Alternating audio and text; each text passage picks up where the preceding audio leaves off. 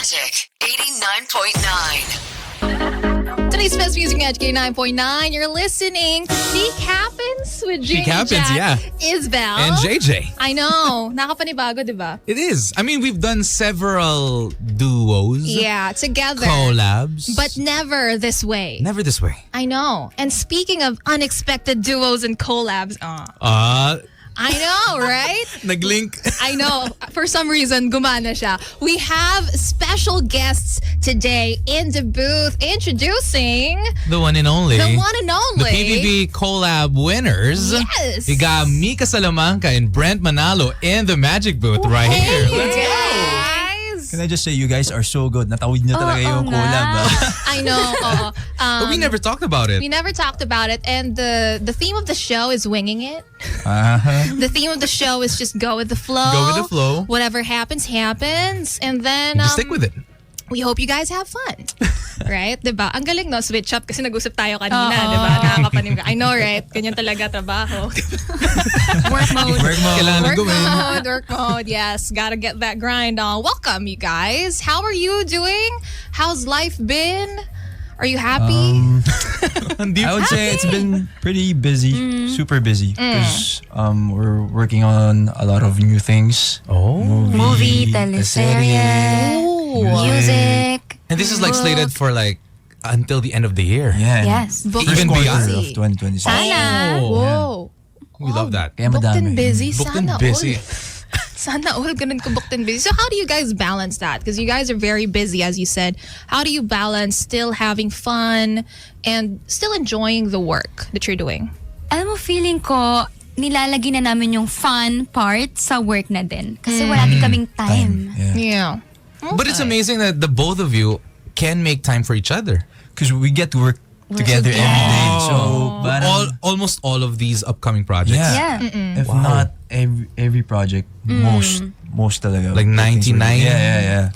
Yeah. 90? I'd say 80%. Okay. 70? I mean, that's a good thing. It's a good thing. Do you like working with each other? Blink twice if you need help, guys. Wala namang, My gosh. there's no gun. Wala bang camera? Wala namang camera dito, no? Blink twice daw. Sabi ko, Mapuwing na ako sa kakablink ni Mika. Thrice naman daw eh, kaya it's okay. Hindi naman. Pero yeah, I would always say this, parang it's always fun to work with your best friend, diba? So imagine doing it every single day. and most of the time, hindi siya parang work talaga. Yun. Parang ngayon, parang lokohan lang kami. Oo. Ako napapahirap. Ako work to para sa akin. Ako rin eh. Naiirita na kami si May time. Same. Yun totoo. Hindi diba? Pero maganda yun na parang you get to work with your best friend tas sa mga pagod days pa. Yeah. Okay, so since we've been praising each other, since sobrang high praises talaga for Nataas each na other. natin isa't Oo, isa. nataas na natin eh. So, baba naman natin yung isa't isa. Okay. What is your pet peeve of each other? Pet peeve? Ang dami. Shucks! Kala ko Naglabasa sabihin nila, na. kala ko sabihin nila Can sa Can atin, I just say wala na eh. parang siya mismo. Wow. Siya yung pet peeve or siya yung pet? Ganon. Iba pala yun. Iba Siya pala yung yun. mukhang pet. Oh. Grabe. Joke lang. Nakikita na yung ugali mo. Ano ba? Ano ba pet peeve ko sa'yo? Hindi nagre-reply. I'm like that Buti to everyone. nakarating siya dito. Yeah. I'm like that to everyone. Nag-reply kasi siya sa akin. Sabi niya on the way. hindi naman hindi na hirap mag-reply. Mahirap pagilapin. Kahit sa mom ko, yun yung reklamo niya sa akin. Birthday wish ko, mag-reply ka na sa akin. Yung ganun siya. Wala tayong pet laban peeve dyan. ko sa'yo. Ang hirap, no? Hirap na hirap siyang hanapin. I understand. Perfect. Ang bilis magbago ng isip. Sobrang bilis niya. Like, parang, ito, Siguro kung at this nire-replyan moment, mo ito yung ako. gusto niyang gawin. Tapos after, like, pag gagawin na namin, hindi, iba na lang. Parang Siguro, ganun siya. Brent, kung nire-replyan mo ako, mabilis, hindi magbabago yung isip. Baka kaya daw hindi nagre-reply si Brent kasi alam daw niya na Magbabago magbabago pa yung yun. So isip. sa lahat, nagbabago yung isip. Teka kasi may ano na siya, may decision na si Mika, nagsabi na siya kay Brent. Tapos in the span of time na hindi siya nag-reply, nagtago na yung Nakaisip isip na niya. ako even ng when we're iba. Yeah, together, bro. thank you, Pag thank kahit you. magkasama Girl, I got kami, you. even pag magkasama kami, she's that way. So, Wow. hindi Okay. justified it. So Okay. it's amazing na, you know, you guys have, ever since getting out of Bahay ni Kuya, you've worked together, you've had these pet peeves. Pero look at you, it's actually almost like a month na, or more than a More month than- Yeah. since the 3 release. 3 months. 3 months. Yung sa Bahay ni Kuya. But this one, yung What If Tayo Nyo Na single, was, it's the monthsary na ba? Yeah. Like yesterday, the other day? Monthsary Or na. November 12. 12. Oo nga. It's Yeah. almost, it's a month and 2 days. And, you know, it's out there. Ang daming people were excited for it. People loved it. And how did it feel, no, seeing the reactions from other people, your fans as well, or even in the general public?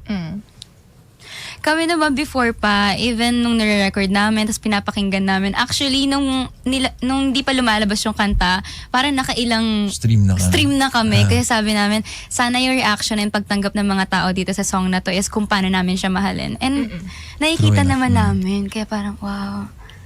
Oh, that's really nice that people really like the song kayo from you guys. And also, nung lumabas ka, kinikwento sa akin na parang, kinikwento sa akin, ni Kuya, kinikwento sa akin ni Kuya. Sino nagkwento sa Nag-ano siya, Sabi niya, parang Isbel. lumabas, Isbel.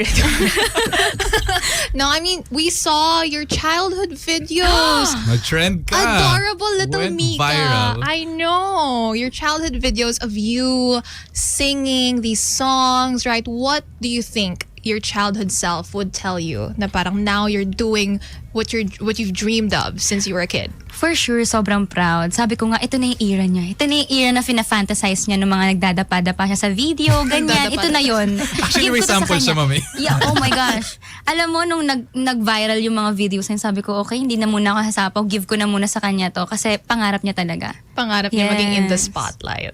True. So, alam mo yung trends na parang 5-year-old me thinking I'd marry this chinito man, tall, 6 foot, and then suddenly this short moreno guy. Do you know those trends? When you were younger, what guy did you think you'd marry or be in a relationship with? Bata ako. Siguro yung pinaka naaalala ko na lang nung mga bata-bata ako is si Tom Hiddleston. Oh, wow. Dati before gusto ko si Tom, Tom Hiddleston. Hiddleston. Oo. Valid. Si Loki. Yung ngiti ni Brent, may may kalokohan na kasama. Oh, mischief, Parang sabi no? niya, The god of mischief. Imposible. He's also donning the colors of Loki. I know. Yeah, it's green. Loki ran, right? So for you naman, Brent, when you were younger, what did you think of your future girlfriend or your future wife? Ako, naalala ko talaga si Megan Fox sa Transformers 1. Wow. Yeah. I'll never forget. Cause That scene. Straight grabe. awakening Grabe yata yung yun sa for car. everybody. Yes. Yeah. And until Parang now, nagkaintindihan sila. Until now, bro, like parang yun pa rin yung video na nagpa-pop up sa FYP ko. from time to time. Pagka topic ay Megan Oh. Fox. We're not objectifying Megan Fox. It was just crazy na ganun siya for like a movie about aliens and then robots transforming, diba? So parang She guaranteed a whole generation of straight men, I have to say. Honestly, every man since then. Because of Hindi na ako Megan Fox. Ang galing din talaga niya dun sa movie. magaling siya. I would say. Oo, yeah, kasi yeah. it's an action movie. Sige guys. Okay, sabi ko nga. Well, with that, are you surprised na you guys, kayo yung pinagtagpo na tawag na favorite couple or favorite love team? Favorite duo, favorite collab, favorite ganyan. duo. Did Yeah. you see it coming? How did it happen for you guys? Wow. Actually, ngayon ko lang narinig na parang, Ako from the get-go, I always knew na parang I wanted to, nung nalaman ko na may duo system, I always knew na parang I wanted to be duos with her. Yun, nangyari naman. Kasi parang it's not often na I really get to connect that easily with other people. Pero with her, it was just very easy. It was natural. Yeah, Ganun. parang, Yeah. yun nga, parang I didn't have to try so hard. Yun, ikaw naman, taas mo naman ako, bro. Hindi. Kasi tumatangula si Mika. Purihin mo pa ako. hindi, kasi sa loob ng bahay din naman, hindi talaga, lagi niya sinasabi, nahihirapan siya makipag-connect. Pero ako, feeling ko kasi may time na magkaugali talaga tayo sa loob ng bahay. Hindi ako nahihirapan makikonnect kay Brent and parang naging comfort person ko din siya sa loob ng bahay. Sobrang warm din kasi siya as a person. Hindi niya lang ina-admit, pero warm ka. You're warm. Oh. Ganun lang siya, Ayaw niya nag-revenge siya sa akin. pakita. Every single day, walang palya na hindi siya umiyak sa akin. Sa loob ng bahay. Hindi ko. naman iyak. Ikaw din naman. Iyak? Oh, hindi ka umiyak? First 2 weeks? Hindi ka umiiyak Grabe doon? yung Iwanan chemistry, yata no? muna Oo. natin sila. Baka tayo rin mag-away. Let's take a break. So para this is great, no? Everything was natural. Yeah. Both I'm assuming, no, inside the time you were sa bahay ni Kuya, and then it's been 3 months as you guys have said after, and it's still there. And Yeah. with this, you know, yung song niyo, yung What If Tayo, was it actually planned? Like, or was it something that na we had this talk earlier about something na actually hindi na pagplanuhan yung mga ibang bagay, but this one specifically planned? Well, hindi naman natin siya napag-usapan sa loob ng bahay. Nung pagkalabas namin, kasi naka-sign ako sa Star Music talaga noon. And napag-usapan namin yung mga songs, so nag-listening party kami. And then natanong ni Sir Jonathan if kumakanta si Bren. Sabi ko, magaling naman siya, kumanta, maganda voice niya. Then sinulatan kami ni Sir Jonathan ng kanta na specifically for us. Tapos parang wala pang isang linggo at ilang days lang nakagawa na siya ng Produce na, kanta. Yeah. Oh, Tapos okay. pinarinig na sa amin, ang ganda. Love at first sight din yung song nyo. Na you really like the song. Yes. Okay, before we move on with the questions, no, because somebody on playback, again, if you're listening on air, 89.9 on your dial, if you want to watch the interview, it's playback.tv/magic899. Somebody asked over on playback, since nag-connect nga sila sa loob ng bahay, the chemistry, nag-connect na daw ba kayo sa labas ng bahay ni Kuya? Is the chemistry still there? All the time. I think Parang never naman nawala. Oh. What was that one thing that made you connect with each other kaagad? Ano yung nag-spark na parang nag-click sa inyong dalawa? Ako, I would always tell her this. Parang, yung moniker kasi niya sa loob ng bahay was yung pagiging controversial niya. Parang, I feel like more than that moniker, there's so much more to her. So, parang, yung belief ko kasi parang it only takes one person to believe in you to change that belief system in yourself na kasi parang minsan kasi dahil sa mga outside noise sometimes you start to believe them also so Nanda-drown ka lang doon. so yun parang yun Ako, ang dami ko kasing nakikita na parang I see so much of me sa kanya. And even ako nagugulat sa loob ng bahay kaya din siguro naging komportable ako. And si Brent kasi hindi talaga siya someone na parang mag-pretend. So, gusto ko yun. Na parang totoo lang siya. Pag may, kahit hindi ko gustong marinig, sasabihin niya sa akin, and I need that. You need more people like that. Yeah, that's In true. your life. As a girl also, you Yeah. really need somebody to ground you talaga. Na kahit Oo nga eh. minsan naiinis na Oo ako, nga. pero parang, okay. totoo naman Totoo naman, Totoo tama naman. Tama siya. Yes. Mahirap mainis pag tama siya eh. Oo. Lakasan mo na lang. So yun. Kaya din siguro sobra din yung tiwala ko sa kanya. So everybody's seen your dynamic in front of the camera. Kasi sa bahay ni Kuya 24/7, there's people watching you. But are you guys the same on cam and off cam? Like the chemistry or how yung pakikitungo nyo sa isa't isa or yung kulit nyo ba on cam, same lang siya off cam? Kasi may mga tao na pag tinapatan mo ng For the camera lang. oo, Yeah, parang mag-iiba. laging agit. Pero pagka nag-off na yung camera, low-key lang. Ganon. same ikaw talaga. ikaw ba tingin mo Si Brent, sa off-cam, may ugali doon medyo ano eh. Hindi. Actually, Same kanina po. nga kasi guys. Hindi, same talaga. Tulad na sinabi ko kanina, hindi talaga siya nagpe-pretend. So parang kahit off-cam, kung ano nakita mo yun talaga. Purihin mo naman ng onti si Mika naman. mas bastos lang siya sa joke lang. Diretso agad. Bawal yata. Honestly, wala din talaga. Siguro yung pagkakaiba lang this time around, like, how she is with like her friends, with her family, kasi hindi namin nakita masyado yun sa loob ng bahay since kami lang yung magkakasama. Okay, so now that we've talked about you guys' chemistry, let's go back to your song. We saw it on Spotify. It has yung song cover. Where and when were the Polaroids taken for that song cover? Yun yung ano Pakita ko sa'yo guys. Pakita ko sa'yo guys. tayo. Na nasa Ano na kami nun, parang dinner. You guys were together or may kasama nyo ba sila nun? Sila Bianca and Dustin? no. Kasama ko, Oh, wow. team ko nun. May Kasi kasama galing ako shoot nun. Parang, syempre after shoot, I have to take them out for dinner. Inaya ko to kasi parang may mga problema ka na. Please don't Guys. say that. Wag po, pang behind the camera. Parang yun. hindi mga problema. Pero may mga problema siya that time. And ito yung para, galing din ako work noon. Tapos parang, syempre, hindi naman burnout, pero pagod, ganyan. Tapos ang daming nangyayari. We just need debriefing. Yeah, which we No, do it's all the okay. time inside The house. people know they're just normal people, you guys. Napapagod din sila. Yeah. Okay? Also, those were personal photos that just kind of worked for the song. Yeah. Then, oh, that's nice. Yeah, kasi we were wondering din, sabi namin, photoshoot kaya to, sinadya Like, oh, kaya was to. this Ganun for the talaga song? sila ng Oo. kept photos namin na Hindi pa nilalabas. nakikita ng mga tao.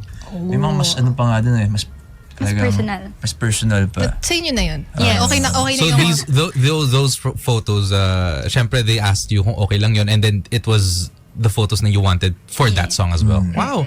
Well, I'd like to ask on regarding that as well. Was there a specific moment na while listening to the song and then you know na it was written for you guys, and then syempre I'm assuming na-reminisce, no? Ayoko yung word na relapse parang negative na siya ngayon. Yeah. Pero na-reminisce nyo lahat ng moments nyo together.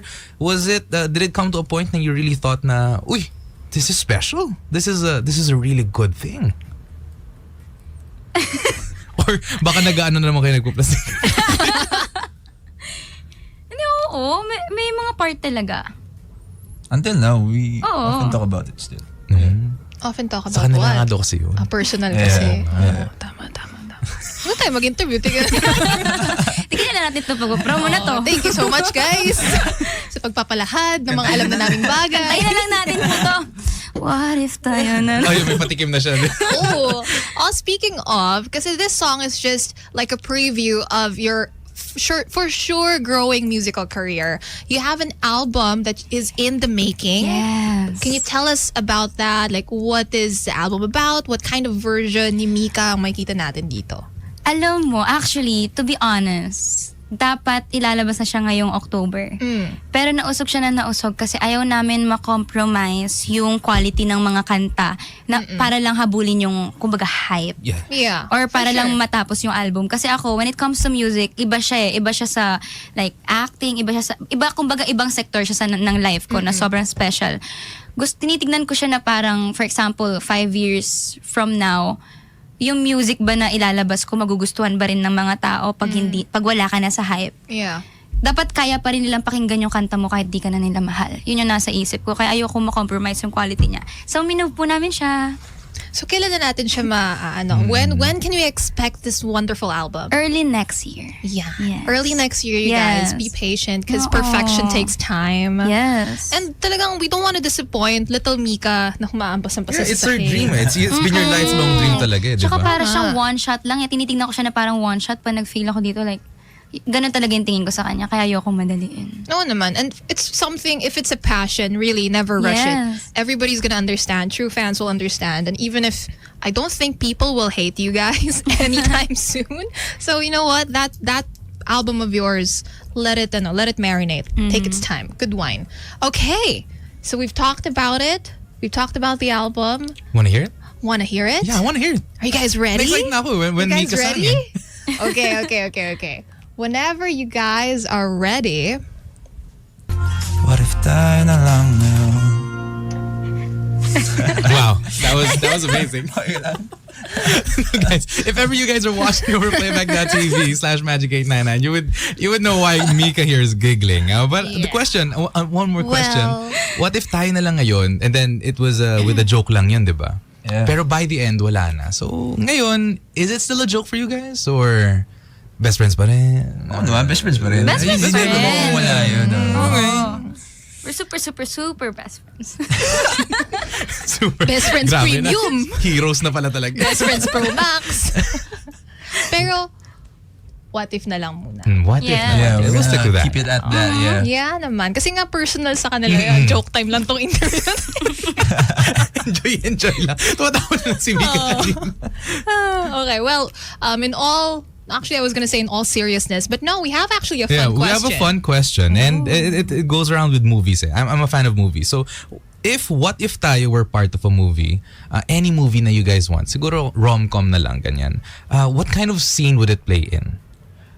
Ooh. Yeah, because it's a very friends to lovers. Or enemies to lovers. Enemies to lovers Oo. type song. So what rom-com would it Play. perfect Oo. for? Yeah. Hindi ko siya sa rom-com. May Sa action movie. sa action movie, yeah. Sa story ni Captain America at ni Scarlett Johansson. Oh, sa Avengers Oh na. my gosh. Yes, Right? Oo nga. Especially nung Civil War, di ba? Yes. Kasi nag-risk si Black Widow, si ScarJo for... Ay, ScarJo, yun yung pangalan ng actress. Imagine mo nasa edit siya na, what if tayo na... Tapos si Scarlett Johansson. Have people been making edits of your songs with like other nakita ako. fandoms, Yes. ganyan? May Oh. mga nakita ako. No, I'm gonna dive to TikTok for that.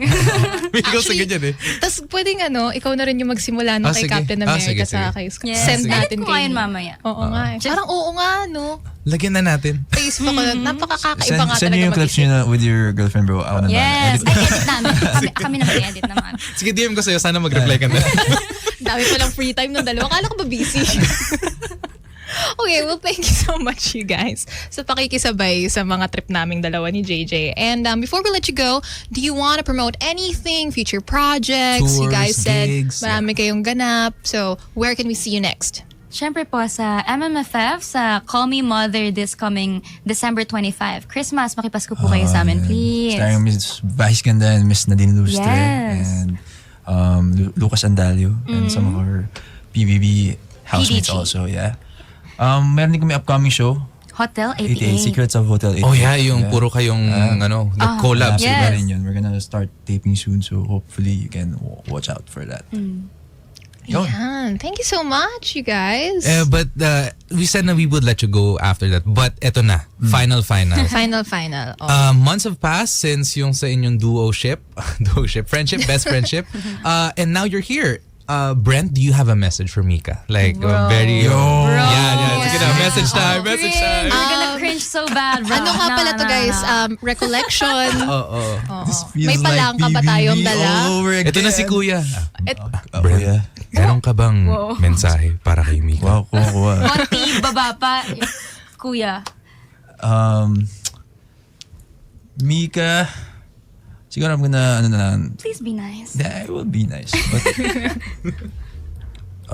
we just released the song, and when we were inside the house, we would often talk about like all our dreams, like the things na we've always been wanting to happen in our careers.